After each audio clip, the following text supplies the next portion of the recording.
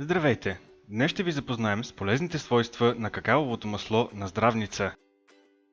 Какаовото масло се използва както за направа на много козметични продукти, така и при редица спа процедури.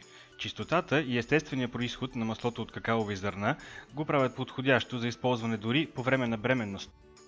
Научно доказано е, че втриването на какаово масло в кожата допринася за създаването на купринена мекота, намалява нивата на стреса, дори може да повиши имунната система.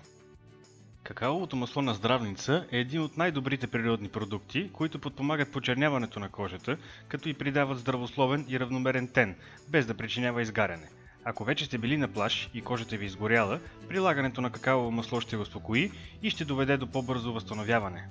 Маслото от какаови зърна хидратира и регенерира кожата, придава и еластичност и в същото време въздейства за активно заличаване на стрии и белези. Употребата на какаово масло ще изглади съществуващите бръчки и ще предотврати появата на нови. Както вече споменахме, какаовото масло често се използва в редица спа процедури.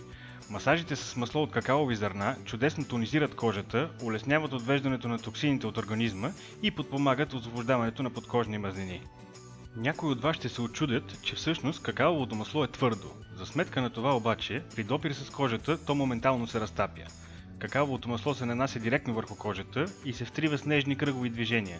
При нанасене, маслото се абсорбира моментално.